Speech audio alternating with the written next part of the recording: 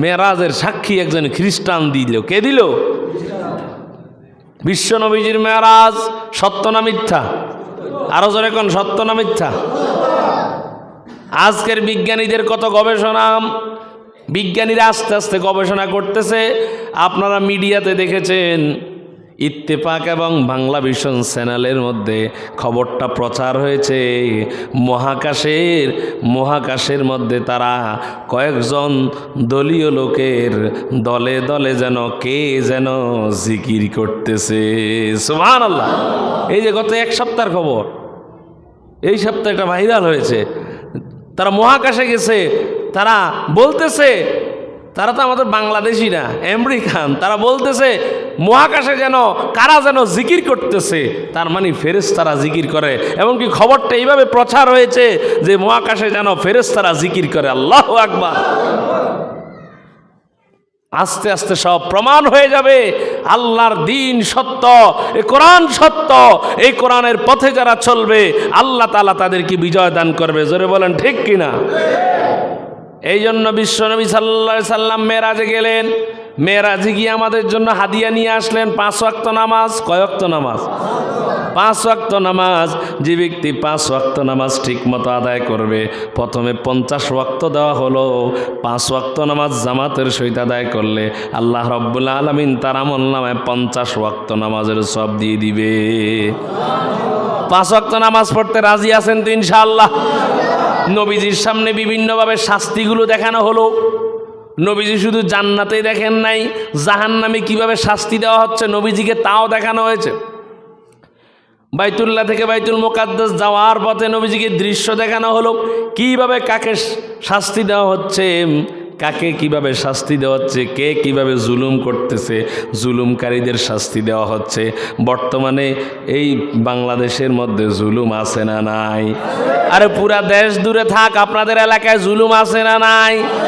একজন আরেকজনের জায়গা জমিন দখল করে খায়, আছে না নাই? আমার বুঝে আসে না, কোরআন হাদিসের এত বয়ান শোনার পরেও সপ্তাহে একদিন জুমার নামাজের মধ্যে ওয়াজ হয়, বয়ান হয়।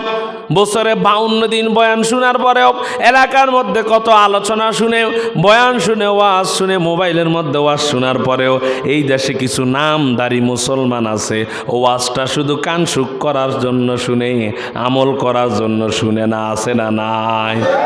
যদি আমল করার জন্য শুনতো তাহলে আরেকজনের জমিন নিজে আত্মসাৎ করে খেত না। কি বলেন ঠিক কিনা?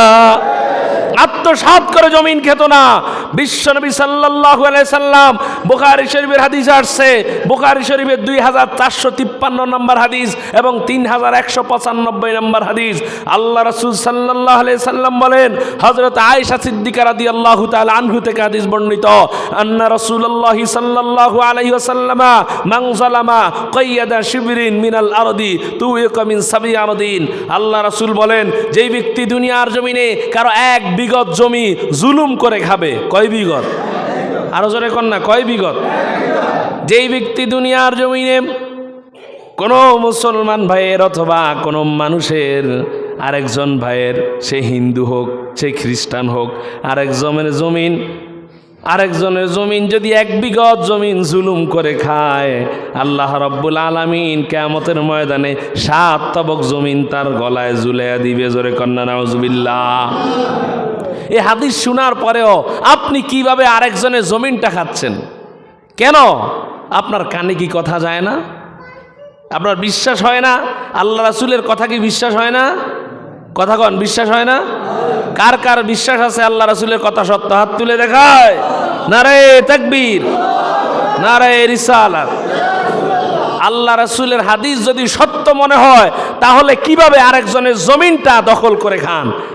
আজকের পর থেকে আপনি সুন্দরভাবে আরেকজনের জমিন বুঝাইয়া দিবেন। রাজি আছেন তো ইনশাআল্লাহ?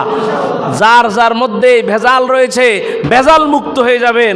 তাহলে কিয়ামতের ময়দানে আপনার আমলনামা আপনার কাঁধে ঝুলিয়ে দেওয়া হবে। দুনিয়াতে যার যত জমিন চুরি করে খেয়েছেন, আত্মসাৎ করে খেয়েছেন, সমস্ত জমিন আপনার কাঁধে ঝুলাইয়া দিবে। জোরে কন্না নাউজুবিল্লাহ। وكل إنسان ألزمناه طائره في عنقه আল্লাহ রাব্বুল আলামিন সূরা বনী ইসরাঈলের মধ্যে বলেন, আল্লাহ তাআলা কিয়ামতের ময়দানে প্রত্যেকের আমলনামা কান্দে ঝুলাইয়া দিবে। দুনিয়াতে যে যত চুরি করছে, যত জমিন দখল করে খাইছে, সব জমিন তার কান্দে ঝুলাইয়া দিবে। এখন মানুষের কানটা কতটুকু? একটা কান কতটুকু? 30 ইঞ্চি নয়, 32 ইঞ্চি। এত বড় জমিন কিভাবে কান্দে ঝুলিয়ে দেওয়া হবে? আল্লাহ রাসূলের কাছে যখন প্রশ্ন আসলো, ইয়া রাসূলুল্লাহ, কিয়ামতের ময়দানে এত কিছু চুরি করছে, মানুষের ঘম চুরি করছে, চাউল চুরি করছে, রাস্তার রড চুরি করছে, ইট সিমেন্ট চুরি করছে, মানুষের টাকা পয়সা চুরি করছে, জমিন চুরি কইরা দখল কইরা খাইছে, এগুলা কেমনে কান্দে নিয়ে উঠবে? আল্লাহ রাসূল বলেন, কিয়ামতের ময়দানে এক একজন মানুষের কাঁধ হয়ে যাবে উহুদ পাহাড়ের সমান। উহুদ পাহাড় 3000 মাইল। আল্লাহু আকবার। এত বড় কান্দে, 3 মাইল লম্বা উহুদ পাহাড়ের মতো এত লম্বা কান্দে করে আপনার এই জমিন, দুনিয়াতে যা চুরি করেছেন, যা কিছু চুরি করেছেন, সব কিছু কান্দে নিয়ে উঠতে হবে। সুতরাং দুনিয়াতে খাওয়ার সময় হিসাব করে খাবেন। ভাইরা আমার, পায়ে ধরে বলি, পরকালে যদি মুক্তি পেতে চান, দুনিয়ার জমিনে আজ থেকে কারো জমিন আত্মসাৎ করে খাবেন না। রাজি আছেন তো ইনশাআল্লাহ? আবার এই সমাজে কিছু লোক আছে, একজন আরেকজনের পিছনে লেগে থাকে, আছে না নাই? এরা আবার নিজেকে ইমানদার দাবি করে, আছে না নাই? অথচ আল্লাহ রাসূল বলেন, ওয়ালা তাজাসসু ওয়ালা তাবাগাদু।